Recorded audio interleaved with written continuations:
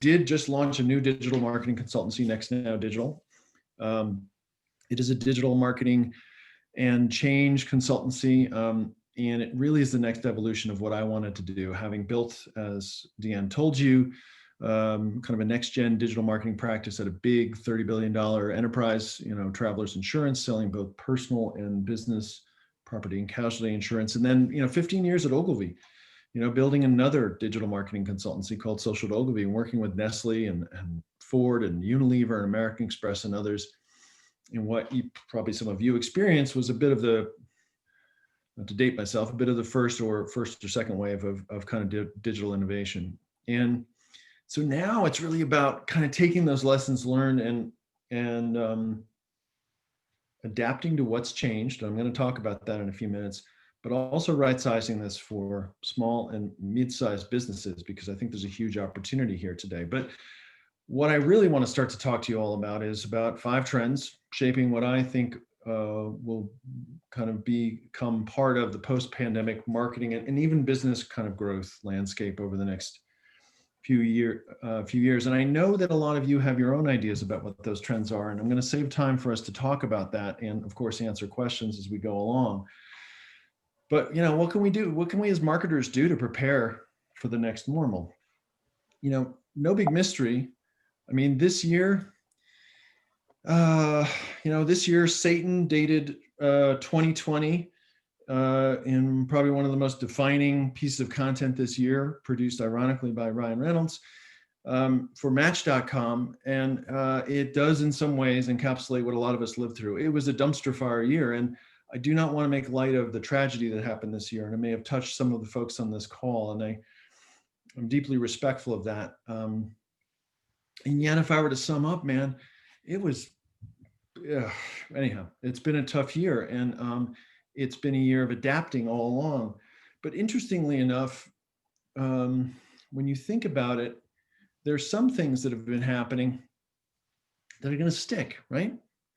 So curbside pickup, that's not going away. That's not, I don't think, and all the other kind of convenience ways of getting goods, the variations on curbside pickup, telemedicine, obviously.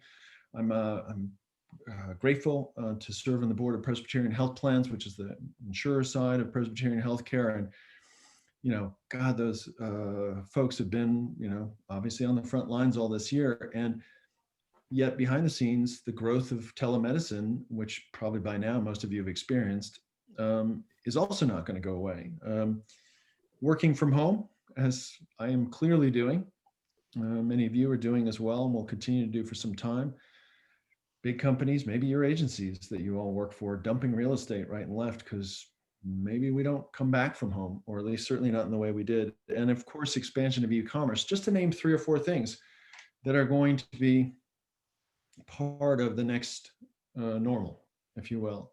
But what I wanted to focus on was really in the marketing space, and what I kind of see happening out there, either accelerated by our COVID experience, happening anyhow, or perhaps as a result of the COVID experience. And I try intentionally to focus on the non-obvious things. And so here's my first thing, and this one may be obvious to you, and that's okay, but it needs to be said, right? So marketing to stressed customers requires deep listening, empathy, and taking a stand. So here's what I mean by that. So at Travelers, I retired from Travelers in September, but early in the COVID crisis, we figured one thing out right, and we did some other things right, but we're not perfect. And that was that we didn't know what was on our customers' minds. All of this kind of early crisis, stay at home, are we going to open up, was just too hard to anticipate.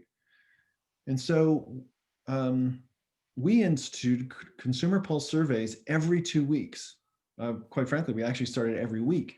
And this was to better understand amongst our personal lines customers. These are folks we sell home, auto, and wedding insurance to, as well as our business lines customers, and really understand what they were going through at that time, because we didn't want to be accused of hubris and believing that we knew what was going on, or that their attitudes from our previous more formal research 6 months ago made any sense. And so, as you would have guessed, things changed a bit. Those with weddings planned, only 3% still held them as planned. This is part of the Consumer Pulse survey, I think, in July of this past year. Majority had small ceremonies this year, like the one you see here on screen. A quarter of the brides postponed the whole wedding until 2021 or later. And clearly the intersection between our business at Travelers and selling wedding insurance is one thing, but just starting to understand what's on people's minds. We asked them what their biggest fears and concerns were, and some of them were obvious, but some of them weren't obvious. And I think that one of the things we learned overall is that people were really suffering from a lack of control, or a sense of control in their lives, because almost nothing seemed to be under their control. So it also takes, and this is something I think has been well documented or talked about, and you as experienced marketers would know this, shifting tone and focus, right? Having a lot more customer empathy. But that's going to go on in a way that I don't know, I don't think we quite expect. Sure, we'll be wrestling with vaccination scaling and getting to a point, hopefully towards the third or fourth quarter of this year, where we can move about in ways that we had kind of did before. But there's also going to be some long-lasting changes. There's this idea that millennials are the unluckiest generation in US history, only to be surpassed by Gen Z. So if you look at the graph on the right, growth in economic output adjusted for population, how much inflation-adjusted gross domestic product per person grew during each generation's first 15 years in the workforce, starting at age 18. And you see, amongst a bit of more arcane generational brackets, the boomers, way up there. Gen Xers, okay, behind them. Millennials at the bottom, and had the Gen Z folks been tracked in this chart, they would have been below that. And for those of you who are young, and for those of you who have kids who are emerging from college, I do, you can really identify with this. They have on the surface, a shitty forecast, excuse my French. And so this is kind of just an example of how we need to continue to be increasingly empathetic to customers and what they're going through, not just the uncertainty of the COVID crisis, but what follows from it. And then for me, it's also about digging into the data. And so one of the things I wanted to be thoughtful of is that I didn't come here and tell you a whole bunch of stuff about what a big, multinational company would do, because I'm not in that game anymore for the most part. What I want to do is kind of right size this. And so digging into the data for me is as simple as, looking in Google search insights, either custom research that I do or research that Think with Google does. And so Think with Google just launched, 5 key consumer insights for 2021. And you can get this online. It's easily available, and it's insightful to do this routinely, looking at their own search data. And no big mystery, creating control is one of those kind of big kind of pain points for people. So people are searching for ways to gain control over their immediate environments. So my home and my car, I guess, to some extent, and items or activities with emotional benefits. And so what I'm championing here is that we continue to find ways to listen. And here's the interesting thing. So in the Google Insights, one of the things that they saw was kind of developing allyship. And another way of kind of looking at something similar is this idea of taking a stand. And so 95% of CMOs believe brands should take the lead in finding solutions to major societal and cultural issues. And of course, we saw that this year with brands speaking out in and around Black Lives Matter episodes. I don't know how many brands, and I don't think quite as many as maybe got involved or vocal in Black Lives Matter, spoke out when the Capitol was invaded. Travelers did. I was surprised to see that, pleasantly surprised to see that. And I think this is one of the positive outcomes of what's going on this year is this making, social justice in general, broadly speaking, everyone's responsibility, including the brands we aspire to love or do business with. And I don't think that's going to go away. It's not going to just be, um, major outdoor brands or environmental brands. And now the interesting thing is what will we be standing up for? As we know, other issues will be coming to the fore, like the climate crisis. So long story short, marketing to stressed customers requires deep listening, empathy, taking a stand. This is what I think it means, just in kind of simplified terms, that we all need to build in always on voice of the customer programs so that we can really understand people's rational and emotional concerns in the moment. And it might not stabilize for a long time. And this is also about seeking to deeply understand what people are going through, what they need now.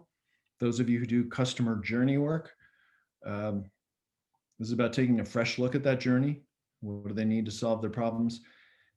I think it's about being conscious and intentional about our deep divisions in this country. I don't want to get into politics. It just is what it is. We're a deeply divided country, and that doesn't change on Wednesday. And then decide what your brand values and where you can help.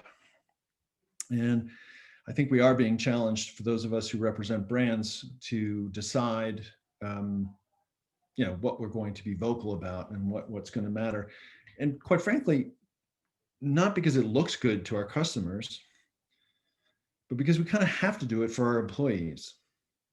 Okay, think about that. So here's the second thing. Second trend, content and performance marketing get married. Okay, this was my favorite because I'm very bullish about this idea. I believe in it. I believe it's happening. I believe we can take advantage of it, or at our peril, ignore it. So a chart you would have expected to see: US digital ad spending is going to overtake traditional this was in 2020. And you can see the dip there on the right side. It's easy to find 2020, and that's dip in overall spend. But, between the light blue and the dark blue bar, light blue is digital, dark blue is traditional, you see the trend that was happening anyhow. We all knew it. We've been talking about it for years, those of us especially who are digital marketers, that but it's reality suddenly, right? And part of that is about where we're spending our media dollars, obviously, overall. Ironically, even though this year was a huge streaming television year, and I think we'll see a bounce back in addressable television as a source of media dollars. But here's what I mean. So brands aim to solve customer challenges with easily discoverable, highly relevant and inspiring content. So that's my simplified version of what is content marketing. So it's why at Travelers, we made so much content to help homeowners protect their home and avoid the calamities.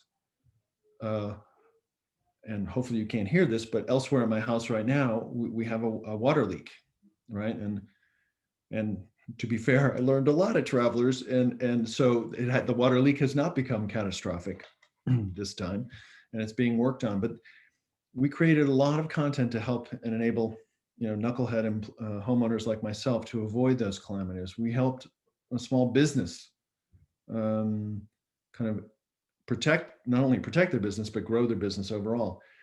So more than 62% of marketing respondents are going to increase content marketing budgets, 9% significantly, and again, 23% medially.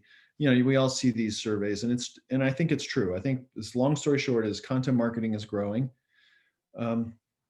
Meanwhile, performance marketing is constantly optimized digital advertising that generally pays attention to what people click on or some other KPI. And we do expect digital ad spending, media spending itself, is going to grow at nearly a 16% average rate over the next few years. We ain't going back, near as I can tell. What you see in the background here is the Travelers Engagement Center, where the digital marketing team used to live back when we were brought together terrestrially. But it is an example of a content plus performance marketing team. And I think performance marketing we used to associate with PPC, pay-per-click companies serving direct customers or e-commerce businesses. And now that's changed. And so if I look at the new performance marketing model, sure, it's about continuous test and learn. And this puts a lot of emphasis on our capability as marketers to continuously do A/B testing, adjusting every part of our program from headlines to creative and not being precious about it. It does put an emphasis on test and learn over the most beautiful strategy you could ever create over, 3 months period of time. Strategy is important, but execution is now just as important. It's optimizing the full funnel. I said that performance marketing as a concept became popular based on conversion at the bottom of the funnel.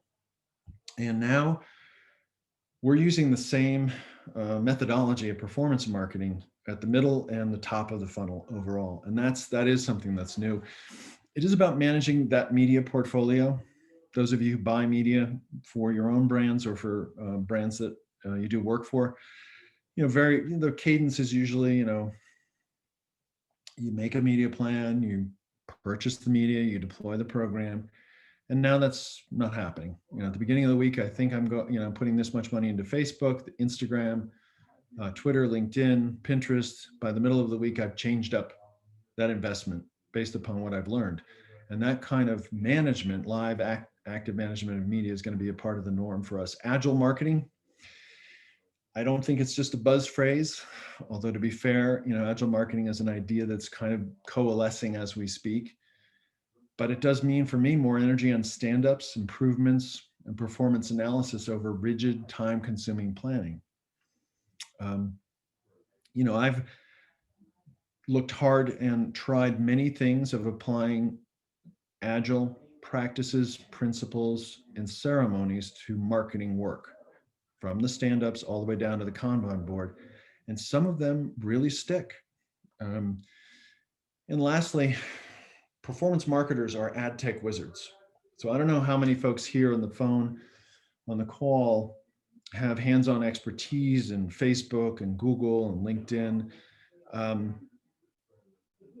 But we need to have teams that have that expertise, right? And many of you do, so I appreciate that. It's not new, but those platforms are only getting more complex. New formats are being released on a regular basis. New platforms may be emerging at some point. And so this to me is the kind of recipe, if you will, of new performance marketing. Okay, so last persuasion point on this particular trend is all you need to do is look at S4 Capital. So Sir Martin Sorrell, pictured here, as many of you may know, left WPP a few years ago and started S4 Capital. And their strategy is to build a purely digital advertising and marketing services business in 3 practice areas: first-party data, digital content, and digital media planning and buying, which is performance marketing, right? Along with an emphasis on faster, better, cheaper. The triangle you see there, nestled in there, is the key idea. Holy trinity of first-party data, digital content, programmatic. And S4 Capital has been acquiring companies. They just acquired Tomorrow, a Chinese marketing company. But a lot of these companies have a history in either content and or this new definition of performance marketing. And so, I think Sir Martin is putting his chips down in a certain space that I also believe is going to be kind of a wave of the next present, the marriage of content and performance marketing. So simply, when I think about this trend, I think it means we need to hire performance marketing teams, either internally or externally. It's a great opportunity for agencies. I've been interviewing agencies across the country in this category. And they're not the usual folks. It's like Client Boost based in LA. They come from that PPC background, but they've expanded and they're growing. Be clear about what key actions you need to measure. So again, you can use performance marketing to measure against a key action in the middle of the funnel. If you're trying to acquire email subscribers in your content marketing program, that's a KPI you can optimize against. Yes, you can optimize against site traffic, of course you can. You can even optimize against some brand metrics. I mean, that's the other interesting thing. This is the marriage of brand and performance marketing, I think. Clearly apply the test and learn approach, and then adopt more agile practices. Clearly, the most important of that is about reviewing marketing performance daily, weekly, and pivoting overall. So that's trend 2. So trend 3, I think, is brands get serious about the quality of their content. Y'all probably create content for yourselves or for your clients, whether it's articles on the web, blog posts, if you will, or videos, or infographics, or animations, or quizzes, or whatever. And I think the challenge we have is, I think it was like in 2017, Havas, one of the big agency roll-ups, came out with a study that essentially said there's too much content being produced out there by marketers. The quality of it is dipping and low, and not engaging people and not persuading them around a purchase decision or an affinity towards a brand. And I don't want to, critique the study or anything like that, but there's a ton of freaking content out there. And I think for us, there's kind of 3 ideas that I think are important to us, emphasizing quality over quantity. One is about designing around the journey. So I'm just using Google's 5 micro moments here to represent the basic conceptual thinking of the customer journey. I want to know moments, right? When someone is exploring or researching, but it's not necessarily in the purchase mode. I want to go, I want to do, and I want to buy moments. And for me, I think most of the work I do now and focus in on is trying to identify a real customer journey, whether it's onboarding a new customer in the insurance space, which is a little micro journey, I guess you might argue. Obviously, a purchase journey of a new customer. What are they going through? What are the pain points? What are the opportunities for delight, et cetera, and so forth? And the content I create, or the content we create around those moments, is bound to be more useful, relevant, and I would argue, if produced well, of higher quality overall.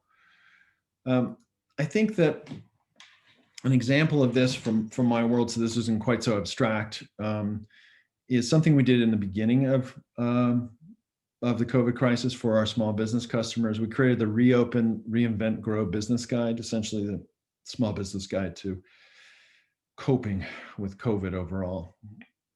And it was a collection of very specific content to help small businesses do things, give them instructions for how to handle things. And we put effort behind this.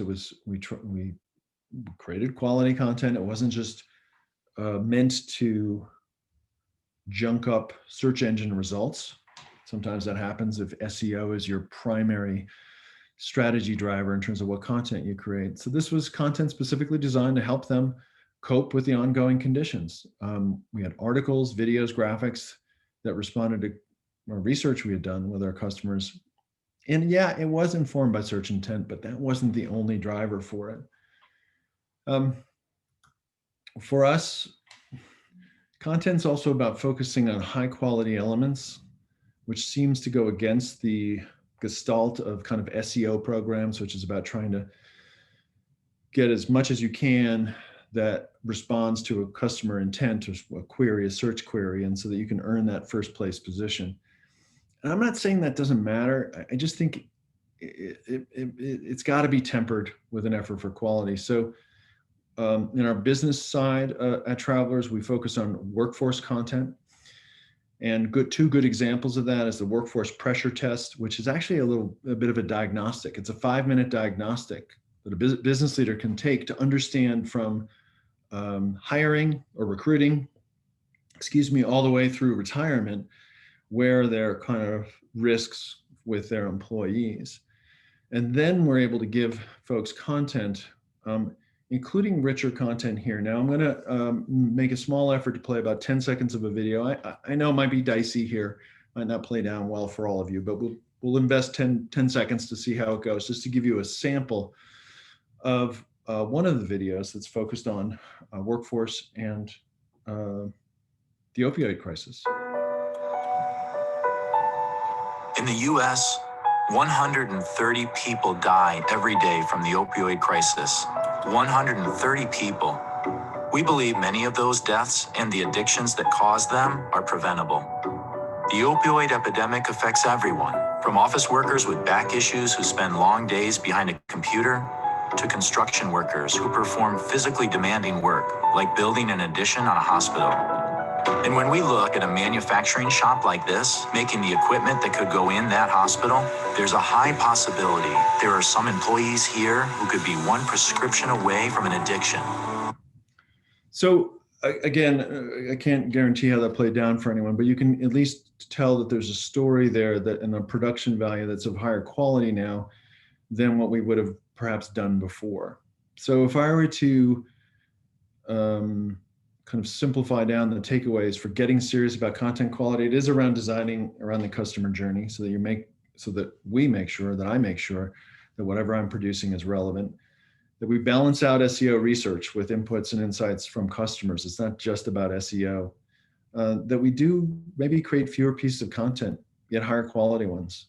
That's a tough one to choose to do sometimes. And then ensuring that the content strategy itself supports business outcomes. I mean, that's probably obvious to most of you, but you'd be surprised, or maybe not, how often that may be overlooked. Are we trying to drive up measurable consideration for the brand? Are we trying to drive an action, et cetera, and so forth? All right, here we go. In the home stretch, so to speak. Trend 4, even small companies master customer data, analytics, and insight. I think for the most part, a lot of small businesses, small companies, not micro, they're their own animal, but small companies feel that data is a little bit off limits to them or out of their reach, so to speak. And I think that's going to change. I think it has to change. Clive Humby, the guy who is credited with a Tesco Club card in the UK, said the data is the new oil as it relates to marketing. And add that to more pressing changes in the marketplace, Google dropping cookie use by 2022 in their browser. All of you have heard of that and know about that. That's going to have a huge impact on how we use data to market.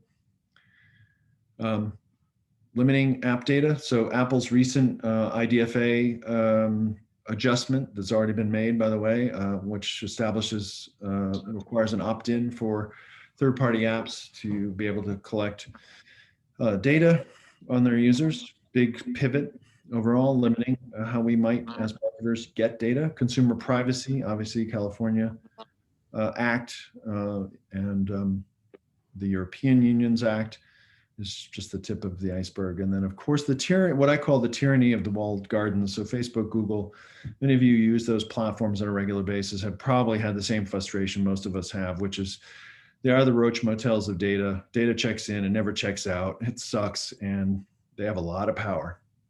It'll be interesting to see what happens this year in terms of regulation, if it happens or not. I'm not pro or against it. I'm just, those folks do have a tremendous amount of power. So I think for small businesses, it is about overcoming barriers and starting small, or starting in ways that are very accessible, or starting in ways that you just can't keep putting off. And so the barriers are that, when you're talking about any kind of data work, either for segmentation, targeting, performance, personalization, you need a data scientist. Now, I love data scientists, and I think we will all have more data scientists as part of our marketing teams going forward, but you don't need a data scientist to start. You don't need to be aces at AI and machine learning. There is some awesome stuff going on here. If anyone's checked out Persado or any of the other platforms that are using AI in marketing right now, but you don't need to go there yet. You need lots of data. Yeah, okay. But that's all relative. So many small businesses, smaller businesses, mid-sized businesses have plenty of data to work with. And I'm not a numbers person. My only advice, I I'm not sure math was my best subject at school back when, but my recommendation on that is never say that. The opportunities are here. So we can gain customer insights via SEO. Obviously, social media gives us feedback routinely, and surveys. Surveys are under leveraged, I think, to some extent, or at least underappreciated. Let's just put it that way. You can actually find and engage customers by building your own custom audiences. And I don't mean just Facebook branded custom audiences. That's a term, as y'all probably know, but figuring out who your targets and your customers, well, the best thing is to figure out who your targets are by who your current customers are. But in any case, make a decision about who you're trying to reach and build the data profiles that you can use across platforms to be able to reach them. Personalized marketing, you can't start too soon. And what I mean by that is you need customer data. And this is about building your first party customer database now, even if you're in a small business. And all that can mean, by the way, is beginning with an email marketing list that has a richer, more robust profile of who that customer is, so that in the future you can add personalization, which will inevitably make the marketing more effective overall. And then another opportunity is creating your own marketing dashboard. The screenshot you see up here is from Salesforce Datorama. I implemented that at Travelers. It is an enterprise. It's probably not the go-to for small business, but it represents what can be done out there. Simplified, KPI-based marketing platforms that can translate marketing performance to a business leader, certainly a marketer, but also a business leader overall. So if I were to kind of simplify this trend down, it is about using search analytics and surveys to better understand customer intent. Many of you do that. That's awesome. No matter how crudely you do it, it's helpful. Converting those personas we all create, which we create them, right? This is one of the banes of my existence. It's like all of these personas, and I would argue of the many that I've created, never mind just had to use that others have created, I would say 50% of them are useful and the other 50 are not so much. But let's convert those into addressable customer segments now and start testing against that. And then growing the CRM database, which again, as I said, could be as simple as getting that customer email program and the list off the ground overall. So trend 5, sorry, a little numbering issue there, but time to breed digital first marketing unicorns. Ooh. All right. So what shape marketer should you hire? Who's going to do all this work if I'm half right or very right in terms of what I think the trends are and where things are going overall? And a lot of you have heard about a T-shaped marketer or T-shaped talent. It's not exclusive to marketing. Just trying to describe this idea that there's a breadth of capability in that guy or gal you may hire, yet they may have deep expertise in one thing. It's like the content creator who also gets brand strategy and impact, let's just say. But now there's the pie-shaped more talent. Now there's the X-shaped talent, the I-shaped talent, and yes, there is the comb-shaped talent. And each of these shapes, evoke a different, set of qualities, which we could get into, but I'm not about to bore you with that crap. So what do I think we need? I think we need to make everyone a glittery comb. Okay. In the world of shape metaphors, I think the comb is the one to hang my hat on. And what I mean by that is that it's first of all, we're not going to hire them with all of this. It's never going to happen. That is us trying to find the unicorn as opposed to growing the unicorn. But it's about folks who have a broad understanding of strategy, creative and story, brand, measurement, and at least those things. I think those are important things, but I don't want to be dogmatic about this. And then having an ever increasing number of deep expertises, not just one. And it's deep expertises in data and analytics, whether that's tag management and Google Analytics, channels and functions, whether that's Facebook or email marketing as a function, and then MarTech platforms, the ones we bring in-house to manage all this stuff, Salesforce, Hootsuite, you name it, Sprinklr. And I think there's an implication here too that we will work in a slightly different way going forward. And I've thrown the word agile in there a couple places. And that is where you have smaller teams with broader skills per person, let's just say, capable of executing programs overall. For instance, I mentioned I'm interviewing performance marketing shops for a gig with a client, and and these folks are really great at having Facebook and Google and Instagram jockeys, kind of deploying advertising, modifying it on the fly, and the team is 3 people, right? And who's writing the headlines? Well, it's one of those 3 people. And it's not a team of 12 journeyman folks who come in and out during the lifetime of the campaign, because again, the campaign is generally always on. So I think we need digital first next gen marketers. They are a bit of a unicorn, but I think we can grow them. And I think in summary, they are about mixing the strategy, awareness, and capabilities, understanding how marketing hits the business story, whether that be, some of you come from a more traditional agency background, you might call it creative, and the content space, might be content marketing, but it's story, brand, and performance, right? Not or performance. We tend to kind of keep distinguishing, people who work on brand or their strength is in brand, and people who work on performance. And I think that's going to change going forward. So the significance of this, I think,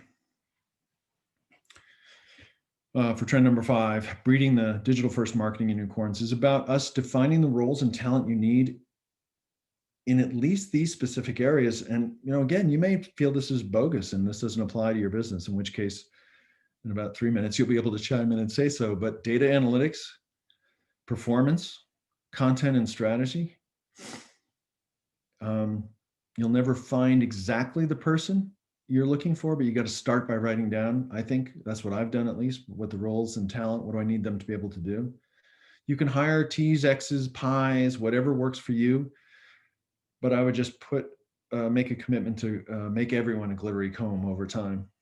Which means cultivating a learning organization with persistent training, with a persistent training commitment. And I'm going to probably regret this, but I'm going to go out there and say, I'm already regretting it. I haven't even said it. Beware the digital marketing graduate from the traditional 4-year university. And I'll only say that, and they don't all have problems, and some of them are quite good. All of them have some benefits, so don't misunderstand me. But the challenge is that most of those organizations, most of those universities, it takes so long to develop and approve curriculum that we're not, their innovation is that they're training people on social media marketing. I mean, Jesus, we're over that, or we're beyond that, I should say, inclusive of that. And many of you may have staff that are marketers. And I guess my suggestion here, or my insight, is that we need to keep training them, and they want to be trained. And it's between programs at Central New Mexico Community College, which I'm engaged in, so full disclaimer there, we're kind of cooking up a next version of digital marketing training, to Facebook Blueprint. Man, it's free. These programs, Google Analytics Academy is free. SEMrush's SEO training is free. There's so many ways to get and continue this lifelong learning. And last but not least, consider an agile marketing model and all of how that may change how you do work and plan work and manage work. And I don't have the answers. I have a lot of learnings about what works and what doesn't, but I'm not suggesting that there's an easy path to follow here, and it will challenge how you manage your staffs and even hire people overall. But I do believe it's part of that trend number 5 about who the next digital first marketing unicorn is. So those are it. That's what I wanted to share today. 5 trends that I think were on the way and accelerated, may have been triggered in some way by what was going on with COVID and the crisis. But regardless of that, these are all things that I think are going to really shape how we as marketers serve our businesses, grow, retain talent, attract talent, and so forth and so on. So with that, let me wind up. I'm going to try to open it up for questions, discussions, refutations, your ideas, whatever you've got. So thank you guys very much. John, a question came in through the chat, so I'm just going to read this out. It's from Craig Coughlin.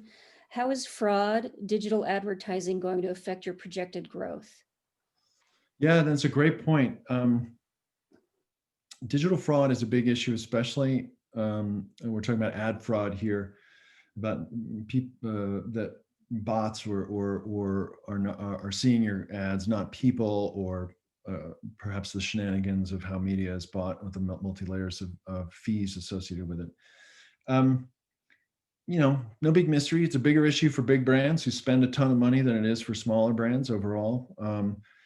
I don't think there's a magic fix for that, but I also accept one thing, and that's the test and learn. So if you're now building advertising programs, digital first advertising programs, fully intent on testing performance on a daily basis, you are going to figure some things out. You're going to figure out how Facebook's extended audience options don't work, right? Because you'll try them and you'll see that they don't work, for you at least. You'll see evidence of fraud before you've overinvested a ton of money, I think. So hopefully that's an answer. I don't pretend to have the magic fix for that one.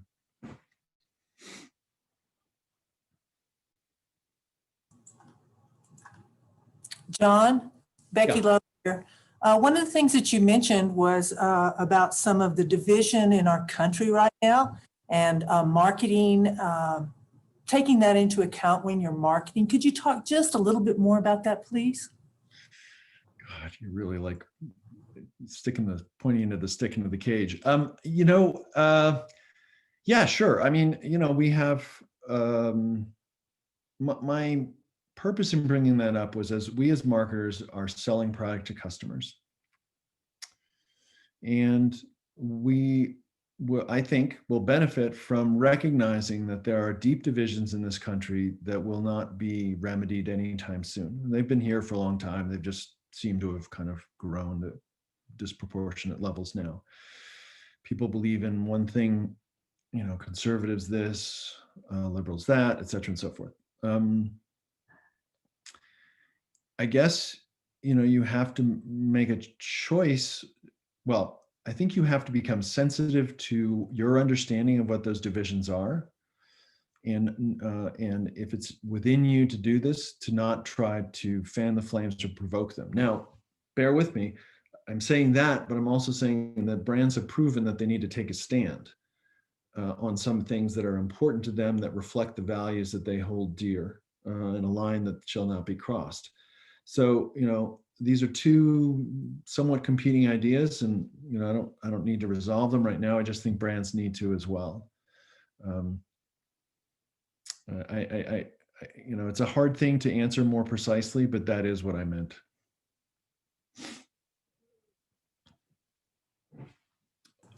Thank you. Yeah, sure. Thoughts, hopes, questions? A trend you think is happening that I'm not talking about? We just got another question in. Traditional agency creative here.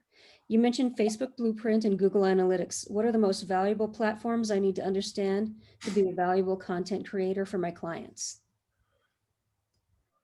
Google Analytics, Facebook, again, B2C, B2B notwithstanding, Facebook, Instagram, LinkedIn. Again, hard to generalize, but those platforms are the workhorse platforms. For those of you who are planning the demise of Facebook, I would say I wouldn't bother with that. It's going to take more than, well, we'll see. Maybe there will be some regulation. I can't imagine. those would be my platforms.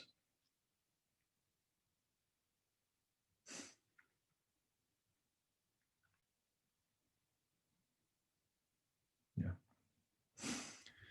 Any other questions, everybody? We got a little bit more time here for a few more questions if you want to chime in.